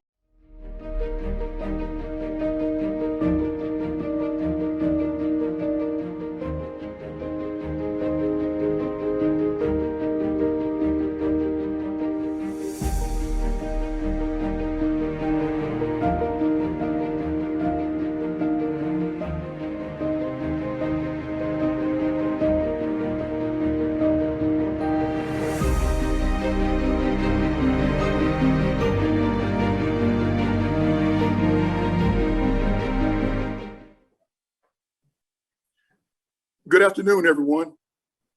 I'm Carlos Phillips, President and CEO of the Greenville Chamber of Commerce, and I want to welcome you to today's session.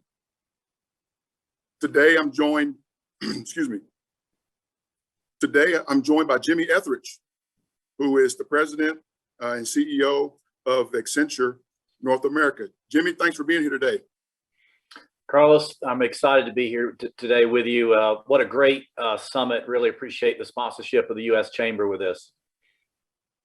Agreed. We've got a short window. We got a lot to talk about, Jimmy, so let's jump right in, okay? Sure. Accenture has been a true leader in the racial equity space, standing up for equality, setting aggressive goals, and moving these efforts forward with great intention. Can you tell us why this work is so important for Accenture North America and what steps you all are taking to advance your mission and create pathways for opportunity? Mm-hmm. Well, I think it probably starts with Accenture's core values. And, these are, I've been here for 35 years, Carlos. I know I look really young, but I've been here for a long time. And at the heart of those is respect for the individual and stewardship. And I think with respect for the individual, what we really want is for all of our employees to be able to bring their authentic selves to work, to be comfortable with that. And around stewardship, it's trying to leave the place better than you found it. And I think both of those values are what really cause us to want to use our platform to address what we see happening not only inside Accenture, but beyond the four walls of Accenture. So our focus around inclusion and diversity has been really important for a long time.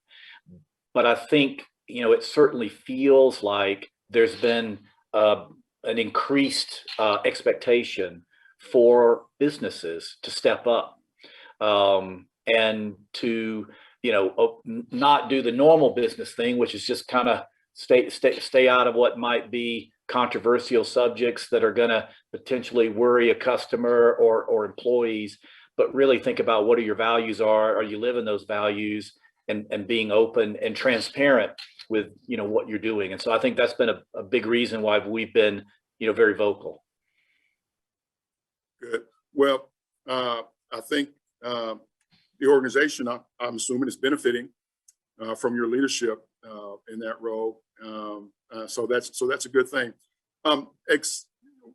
We often talk about the intentionality that's needed to effectively execute diversity, equity, and inclusion strategy. Part of that intentionality is setting measurable goals, which I know Accenture has for racial diversity. And those goals have included increasing the percentage of African American workers, which you've done, expanding Hispanic American and Latinx population. How important is it to set tangible benchmarks, and are you making progress toward achieving those goals? Mm-hmm. Well, I think the transparency is absolutely critical. You got to show people where you are, and you got to show people the progress that you're making. As it relates to those goals, I was having a conversation yesterday. If I have a moment to plug, I have a podcast that Emmanuel Acho and I do. He wrote a New York Times bestseller, Uncomfortable Conversations with a Black Man. And we do a podcast talking to people about things that are happening and how you're dealing with them. And yesterday I was talking with Cent Marshall, who is the CEO of the Dallas Mavericks, the only Black woman to be CEO of an NBA team. And we were talking about the difference between inclusion and diversity. And I told her I was going to steal her line, and I'm already going to do it here. But, diversity being counting the numbers, and inclusion being making the numbers count. And I think that's a good way of looking at it. In terms of the counting the numbers, you need to be transparent. We were the first professional organization to do that, to go external and say, here's where we are. We set some very initial ambitious goals around gender equity, 50-50 in our organization by 2025.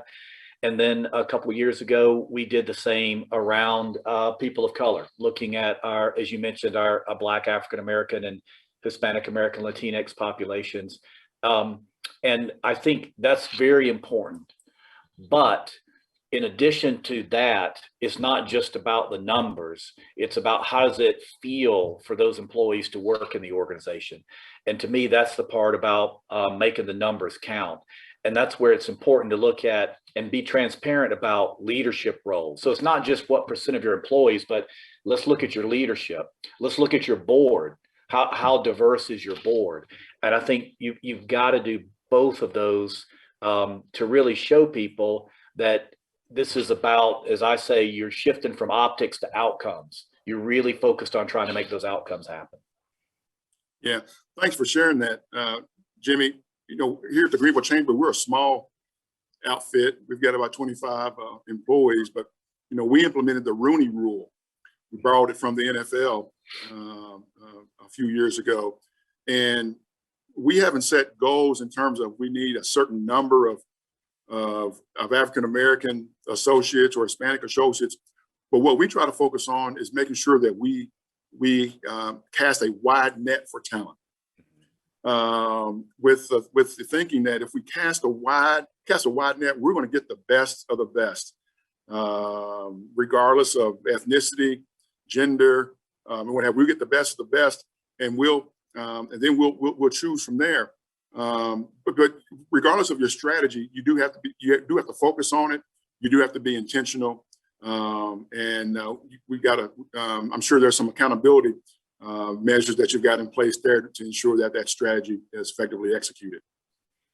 Absolutely. The accountability goes with the intentionality. So just to be very transparent, at Accenture, my top 150 leaders all get a measurement on how well we're doing on hitting these goals. And that we look at 5 things: sales, revenue, profitability, how we're doing on diversity, and retention of our key talent. And these are all balanced the same. Good. Let's continue that discussion, Jimmy. Can you discuss the importance of transparency when building a diverse and inclusive workforce, and show examples of how this shows up in your company? Essentially, and you've just shared on how you hold yourselves accountable to the aggressive goals that you've set to achieve. Tell us a little bit more about those goals and how challenging is it to reach those? Carlos, I lost you for just a second. I think I might have frozen on my end. Can you repeat the question? That's all right. Yeah, we're just continuing the dialogue about the goals that you've set and the accountability. Can you share briefly how you may have gone about setting those goals, and what might be some of the challenges that your team members have in achieving those goals? Okay. Well, in terms of setting the goals, what we said is we want to look like the clients we serve, and we want to look like the communities we live in. So for us, for Accenture in North America, we've got 80+% of our people in 7 large metropolitan offices, locations. And you can imagine New York, Chicago, Philly, Atlanta, Houston, Dallas, San Francisco, et cetera. And so we looked at what's the population look like, and we should look like that. We should look like the population. And so that's really where we came sort of setting what our targets would be. And I think the other thing that kind of goes hand in hand with that, Carlos, is then as you kind of create that transparency and that accountability, you start to see action. And I know that's a big part of the summit here, is to focus on action. And what you then see is, wow, we need to get more diverse talent in our organization if we're going to move the needle like we're talking about. And it gets you thinking creatively about where you're going to find that talent. And one of the things which has underpinned our success in the progress that we've made is our apprentice program. We have always had a program, we called it Skills for Success, for a number of years, that really focused on providing training to people in the technology space to help them get a job. And it's, if there's two things that we know at Accenture, we understand technology, and we understand a lot about training and teaching around technology, because we have 65,000 employees here in North America, and we spend a lot of money on training. And a good thing for us is technology changes rapidly. That creates opportunity for us, but also means you got to do a lot of training. But the one thing about that Skills to Success program that I wanted to see us improve on is it's one thing to teach somebody skills, it's another to offer them a job. And we got interested in apprentice programs. We want to be able to pay people a livable wage while we train them for a job that's waiting on them at Accenture. But then as we tried to implement that, we ran into a problem that I hear from a lot of companies, which is, well, when you look at the work that we do, you got to have a 4-year degree to do it. And Accenture's no exception to that. We think of ourselves as a very, high prestige organization, consulting and technology firm. Well, but we really began to look at those jobs. And what we saw is there's a lot of them that you do not have to have a 4-year degree to be successful in. And so we changed some of the requirements with those jobs, which then opened up opportunities around this apprentice program. And 4 years in, we've hired more than 1,000 people through the apprentice program. Over 60% of those people are diverse. So it's provided a great pipeline of diverse talent for us. And by the way, these apprentices are currently doing cybersecurity, software engineering, artificial intelligence for us at Accenture. So, the opportunity is there. The important thing is to be able to make sure you're creating these opportunities for the apprentice program. And, you and I were talking before we got on here, Greg Case from Aon and myself have been doing a road show going around to a number of metropolitan areas, kind of working with the local, senators or government, the chamber, the nonprofits that are involved in workforce development. And the most valuable thing I've seen that we could give to help these communities around the apprentice program is the work that we did, a playbook on how to create roles in your organization for apprentices. And the key thing is getting your business leaders working with your HR leaders to say, hey, I am comfortable. Let's look at these candidates. And for any of the companies out there that are looking to increase their diverse talent, the apprentice program is a fantastic way to do it. Well, Jimmy, thank you for sharing the highlights of that apprentice program. I knew we'd get to this point. I knew our challenge was going to be trying to stuff 10 pounds of potatoes into a 5-pound bag. Unfortunately, our time is up. But I do want to acknowledge that you're leading excellent work at Accenture. Appreciate your intentionality around diversity, equity, inclusion there at Accenture. And of course, appreciate you carving out some time to share your thoughts and your leadership with the U.S. Chamber and the attendees on today's call. Thank you so much. Carlos, thank you for the opportunity, and really excited about this program and happy to be a part of it. Let's get you on that bus tour here to Greenville soon. Very good. All right, good deal. Thank you.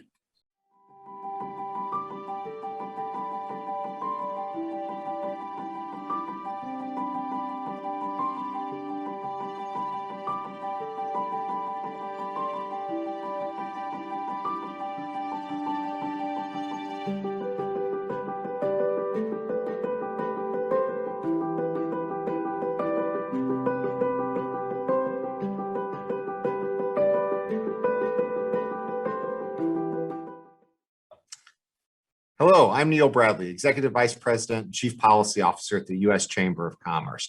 I hope you're enjoying the program today as much as I am.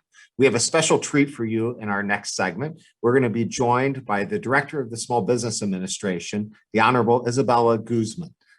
As a reminder, our audience can ask questions, including as part of this segment. So simply go to the chat feature on the display and enter in your questions. After we hear from the administrator and we engage in a quick conversation, we're going to get to your questions. The administrator is no stranger to small business. She's an entrepreneur herself. Before joining the SBA and taking the lead of the agency, she ran the Office of the Small Business Advocate for the state of California, home to some 4 million small businesses. And before that, she served in the Obama administration as a senior advisor and deputy chief of staff at the SBA. There's perhaps no agency that has more on their plate at the start of 2021 than the Small Business Administration. We've relied on them to help millions of small businesses navigate a pandemic and come back on the other side, including many minority entrepreneurs. So, Administrator Guzman, welcome. Thank you for joining us today. Thank you, Neil. Thank you so much for that warm introduction. I'm really pleased to join the Chamber today for this important Equality of Opportunity Summit. I think that says it all. I truly value the Chamber's partnership as we work toward racial equity to truly finally lift up our underserved small business owners, which will really help rebuild our economy. As the voice for America's 30 million small businesses and innovative startups, I am committed to ensuring the SBA can bridge the gaps to support all of our nation's small businesses in accessing capital, markets, and networks so that they can launch and grow and be resilient and build those jobs that they're so great at doing. We're really working hard right now to build bridges to those who have historically been left behind, especially people of color and women entrepreneurs who are starting small businesses at the highest rates, but often face those capital gaps, opportunity gaps that limit their growth. And our economy really depends on our ability to close those gaps and tap into that entrepreneurial spirit, which is what I'm so excited about as being the SBA administrator. To reach every entrepreneur who needs our help, especially our underserved entrepreneurs, the SBA under my leadership is putting the customer first to understand who they are, the changing face of entrepreneurship, what their challenges are, the opportunities that they have in front of them, as well as what they need from the SBA to survive and thrive into the future. We're also being very technology forward in our design, leveraging technology, streamlining, automating for speed and efficiency and to meet our new scale, and take advantage as well of the fact that so many small businesses have adopted technology at high rates during COVID. Ultimately, it's about being as entrepreneurial as the entrepreneurs we serve and meeting the small businesses where they are today. You know, President Biden's American Rescue Plan provided critical relief to our small businesses through the expansion of PPP, shuttered venues, and aisle advances, as well as through the new program, the Restaurant Revitalization Fund. The SBA has scaled dramatically to meet these programs and demand now from a $40 billion portfolio to more than $1 trillion in relief, dispersing loans, grants, debt relief, and other resources to help our nation's small businesses weather this storm. And we have throughout focused on equity, ensuring that the underserved, people of color, women, veterans, rural, and low-income communities could also access these programs more easily, unlike previous relief. And now, as we begin to transition to the recovery phase of this crisis and see seen small businesses recover and main streets reopen and manufacturing and others positioning for growth, we're looking at ways that we can help all of our small businesses thrive again. And President Biden's proposed American Jobs Plan will give many of our nation's small businesses a chance to be part of the rebuilding and reimagining of our economy. Through the American Jobs Plan, as well as the American Family Plan, President Biden has laid out plans to take on major challenges to fortify our foundation, which I know will strengthen our small businesses. And that's strengthening our industrial and innovation base to ensure that the future is made in America, and really repositioning America's leadership as the net exporter of major technologies again. Investing in sustainable infrastructure and laying the foundation for a clean energy future, investing in our caring economy to ease the burden of care on working families, and finally, of course, advancing racial equity to ensure that Americans in every community see the benefits of a revitalized economy and renewed U.S. global competitiveness. We know that the nation's small businesses are key drivers of our nation's economy, which means that if we're going to bring back our economy, we have to bring back all of our small businesses equitably. So I look forward to this conversation, the focus of the summit, and seeing how we can talk about entrepreneurship and support of our diverse entrepreneurs across the nation. Thanks so much for having me. Well, thank you, Administrator. I want to dive in on a couple of the topics that you mentioned. I want to start with some of what we learned during the pandemic. I think the pandemic highlighted problems that we knew existed for minority entrepreneurs and underserved communities, particularly with respect to access to capital and the ability to access support services. We knew it was there, but it was really became heightened as we were trying to respond to the pandemic. And the government has kind of had an iterative response, if you think about the last 16 months with the PPP program, now with restaurant revitalization. When you look back, what do you think the lessons learned are that we can carry forward into a post-pandemic world about how we make sure that minority entrepreneurs and underserved communities really do have equitable access to the support and the capital that they need to be able to thrive? Mm-hmm. Yeah, I know that persistent barriers to capital markets and networks exist. We're aware of them, across the board, especially for women and people of color, but throughout our underserved communities. And they were hit harder by the impacts of the pandemic, and that's what we need to correct for. So we do have to work harder to build that awareness. I mean, I do think that the silver lining was that there's an increased attention and awareness of small business issues and the SBA, which used to be like known as the best kept secret of government, federal government, which is not where we want to be, especially with 30 million small businesses and births and deaths happening so quickly. So I really believe that one of the key deficits was recognizing that people couldn't connect to resources, and especially underserved businesses. And so I really appreciate the President Biden's focus and commitment. One of the first things he talked to me about was the American Rescue Plan and the Community Navigator pilot program that was going to be launched within it. But we're looking across our programs. How do we reposition and make sure our resource partners, our field offices are equipped, as well as the future navigators, to share those resources with the communities. They have to be authentic local voices as well, so that we can build back trust, because I think there's also that, folks who are concerned with, working with the government based on past experiences. And so we need to overcome those barriers and then just be transformative about all of our programs to meet businesses, as I say, where they are. That's why I'm challenging my team to think entrepreneurially, because we have to understand where they're at to really serve them with the products and services that they need. In logistics, we talk about the last mile of delivery, right? That the last mile is always the hardest. And, I feel like that may be a comparison there to helping underserved communities, right? Getting into those communities. And you talked a little bit about the Community Navigators program. But today in our audience, we have hundreds of local community organizations, business associations, chambers of commerce, as well as large employers with footprints all over the United States. Do you have some advice for the audience today about how we help complete that last mile of delivery, both for public programs like the ones the SBA runs, but also in expanding minority supplier networks on the private sector. Are there some best practices that you would recommend or things you would point us to? Yeah, that's interesting. Well, I know SBA is probably one of its biggest strengths is its ability to connect with public-private partnerships. I mean, our 7A loan program or 504, those are all built on the financial sector and our ability to reach small businesses through these partners. So we recognize how critical that is. In California, I worked extensively with a lot of technology providers to launch e-commerce initiatives during COVID to help businesses adapt. And I think we need to continue to build on those relationships, leveraging whatever the federal resources are to help our private partners better serve small businesses and reach them.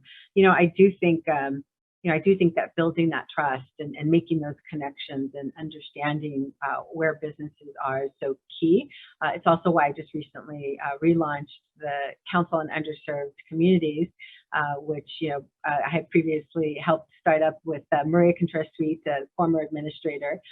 We had relaunched it during that time, during Obama, and then previously Deputy Administrator Marie John had chaired it right before. So we, I think that that's important to really bring people into our programs and understand what we're offering, and then we can hear from them what the issues are. And so I would just say broadly that we need to increase our communication and our connections in order to better serve these small businesses and leverage wherever authentic and trusted relationships exist so that we can better serve businesses.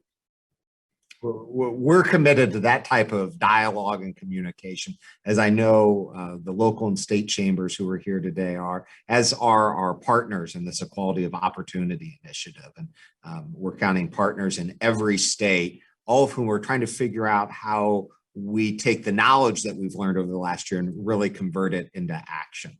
I want to shift gears for a second. And I think one of our audience members may be reading the same news stories that I was reading this morning that you and I were talking about in the green room a minute ago.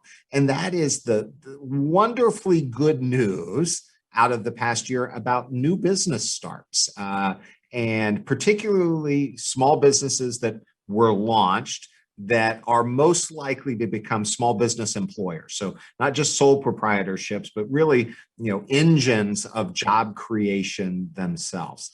The SBA, Chambers of Commerce, locals, we know that as businesses' first few years are really the toughest. So how is it that we can help all of these new small businesses that have been started, but also in particular those founded by minorities or in underserved communities? How can we make sure that they're around 2, 3, 5 years from now? Are there some best practices that we should be thinking about? How are you focusing on this at the SBA? Yeah, I appreciate that. Well, I do define things as like I want to give them the funding to help them start, the capital, and then the access to markets. I think the revenue side of the equation is equally important. I think we talked briefly before in the green room about supply chain issues. And so I do believe what SBA is positioning to do is just to look transformatively across our programs to see how we might need to make some adjustments to meet business owners where they are today. I mean, obviously they've taken on more debt. They've changed operationally. How can we better support them into the future? And so we're talking with partners extensively and learning what industry impacts there are and what businesses think they need to rebuild over the next 6 months and beyond. And so even when it comes to capital, I'm trying to put everything on the table. And of course, we're focused on the relief right now. But as we look at our core programs, how can we drive economic growth with more funds? And so, especially for the underserved. So we're looking at direct lending by the SBA to the smallest businesses to see how we can fill any gaps that exist currently in the marketplace. Our SBIC program, the small business investment companies that we fund, and we have about 300, and that's more than $19 billion in private capital and $14.8 billion in leverage and commitments from the SBA. We're looking at how we can license more diverse managers who we know invest in diverse businesses, and also incentivize our SBIC portfolio across the board to support underserved businesses and help them grow across the country. So we're really excited about all those opportunities, as well as some of those proposals in the American Jobs Plan, which include a new venture SBIC. And when we talk about starts, like that's where it's at. That's where there's these capital gaps. We want to drive more early stage equity investments into businesses owned by diverse owners across the board, as well as low income, rural areas, manufacturing, infrastructure. And, I know that it's not just about loans, but also as we spur innovation, and we know the heavy job creation is within those science and technology-based firms that have high growth rates. We have this Small Business Innovation Research Fund, which is America's Seed Fund, and it's providing that also that early stage public finance for those great ideas and moving them from the lab to the marketplace. So I think we need to get creative across our capital programs. And then on the market access, we definitely need to make sure that we're supporting on the contracting and e-commerce and other market solutions to drive our businesses. And President Biden announced his commitment to triple that small disadvantaged business goal, and by 2025, which is $100 billion over 5 years. So we're really looking forward to that future. Well, there are clearly a lot of investments being made. There's a lot of gaps to close. Our audience today started off the program hearing about our data dashboard and some of the ways that we're trying to measure the inequality of opportunity, because we know that when we measure things that we can judge our success and our progress that we're making. I know you're committed to doing the same thing with the programs that you've talked about today. And I just want to express my appreciation on behalf of the U.S. Chamber for your leadership and the work that you're doing, not only to help minority entrepreneurs, but small businesses all across this country. Thank you for having me. It's been a pleasure. Thanks so much.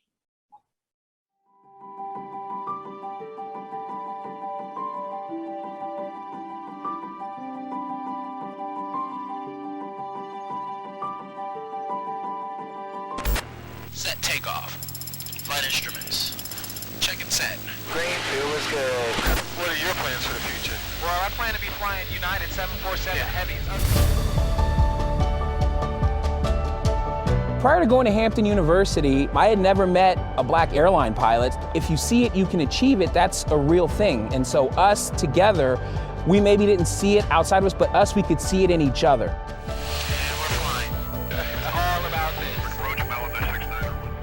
We knew that it was going to be a little more difficult for us because of our skin color, and we wanted to make sure that that was not going to be the obstacle, that we were going to be the best we could be, or even better than others.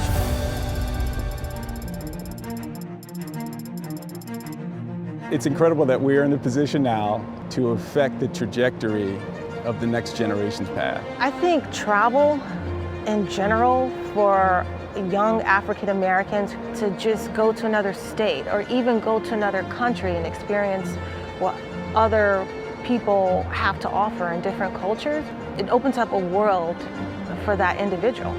Aviate is a great program that United has put together, and it will help increase diversity in the cockpit.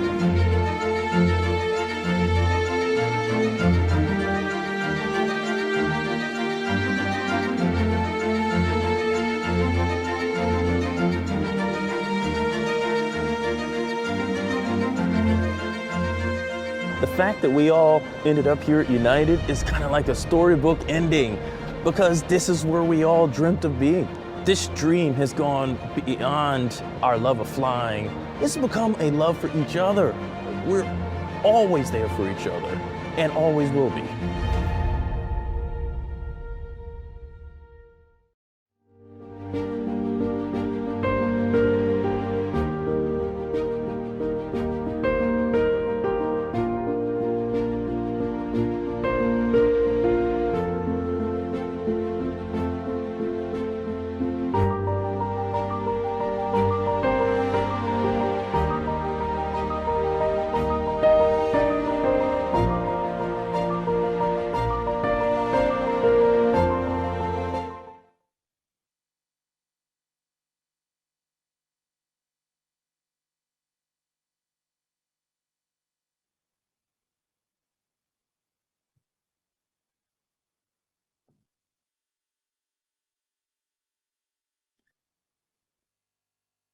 Good afternoon, everyone. I'm Mark Wilson. I'm President and CEO of Chime Solutions, and I'm excited to be here this afternoon to speak to you briefly about My experience being a diverse supplier and partnering with corporations around the country to provide business process outsourcing services to them. And just to talk about the importance of our relationship with these corporations as a minority-owned company, and for what it is that the partnership means to, some of the social imbalances that exist in our country today. So Chime Solutions has intentionally taken the step to try to create jobs around the whole United States. 10,000, in fact, is our goal to try to create in underserved communities. So we're establishing all of our brick and mortar footprint in communities where there are folks that need opportunities, that have talent, and we're leveraging those relationships to our corporations' benefit for the services that we provide them. There's a dual benefit to this to our corporate partners as well. For those that have social impact goals that they're trying to accomplish, our model helps to achieve this. So we're putting people to work in underserved communities where our corporate partners are looking to invest and to try to have impact. We all know that the biggest way to have an impact economically for a community is through job creation. And so because the nature of the work that we provide does require people, the fact that the work that's being provided to us through our partnership with corporations can be placed in these communities is a good thing. The outcomes have been tremendous. In one example, one of our corporate relationships, we did a study just to understand the impact that we're having in one community in Atlanta, which we have 3 locations in South Atlanta, South Dallas, and now in Charlotte, and just opened in Baltimore and Memphis in the last couple of months. And creating jobs in all those communities and partnering with historically Black colleges as well to provide opportunities to those students, the minority students that are, that can provide the services to our clients as well. But we did a study with one of our customers just to see what the economic impact has been by virtue of the spend that they've had with us and the jobs that we've created as a result. And then the folks that have filled those jobs and the earnings that they have achieved that then get put back into the communities that they live. And we had an estimate of somewhere between $70,000 and $100,000 in economic impact over a course of a 6-month period. And then we looked at that over the course of the whole relationship, and it was a $10 million impact, just one relationship with our company had on a particular community in the Morrow community in South Atlanta. And so it's just a small example that if companies get together and leverage what it is that they do day to day as ordinary course of business, most of the companies that we do business with do outsource work. And if they were to do that with purpose, like they're doing with us, the results can be exponential across the country. So in short, just promoting more partnerships like what we have with the companies that we do business with today is the best and right thing to do if we are going to make significant progress toward trying to level the playing field economically for those in underserved communities. We at Chime Solutions want to continue to provide great service for our clients and to do that in a way that gives them the social benefit of providing jobs to folks that need them. And I appreciate the opportunity to be here today to have shared just a small snippet of why it is and the significance that it is that corporations and minority-led businesses partnering together can have. Thank you so much for your time today. I've enjoyed sharing our story. Thank you.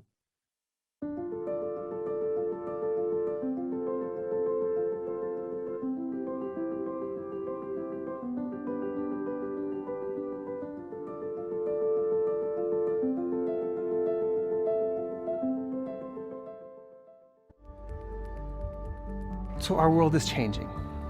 The tapestry of genetics is changing. Scientific research has produced significant societal advances. However, not all segments of the population have benefited equally. If you're not at the table, it's really hard for you to have an impact. If you're not reaching many ethnicities well, how can we actually have personalized healthcare? And right now, not enough of our trial patients reflect the diversity of patients who experience disease. It's not personalized if you're a minority. So it's very important to me that research include all of those people so that we can understand the disease process better and understand how our therapies work in all of these populations. I'm excited about the opportunity to really be a catalyst. Genentech is actually asking the right questions and trying to make a social contribution. It's an imperative. It's not an ethical dilemma. Genentech and Roche is viewed as the preeminent leader in oncology research and research for a whole host of serious and life-threatening illnesses. This is important to Genentech as a business because every patient matters. Future medicines have to be designed for the patients of the future, and understanding these differences across populations are important now, and they're going to become increasingly important in the future. It's really important to Genentech to have inclusive research and have participation in our clinical trials of all kinds of people. And I'm really excited that we have an opportunity to advance that now.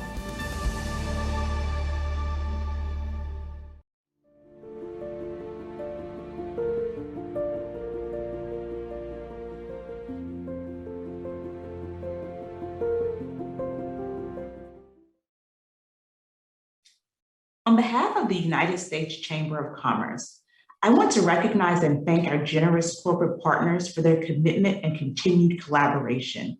Accenture, Altria Group, Genentech, Microsoft Corporation, and Raytheon Technologies. I want to say a special word of thanks to our National and Corporate Steering Committee members and the more than 500 state and local chambers and business associations who have partnered with us over the last year to help carry this work forward across the country. Thank you. Thank you for your collaboration and leadership, demonstrating the power of the Chamber's network and the business community's commitment to translating a national dialogue into the actions we saw and learned more about today. I also want to acknowledge our speakers, moderators, and contributors for making it possible to design and deliver another successful national summit on equality of opportunity. And thank you to each of you for being part of this very important and impactful conversation.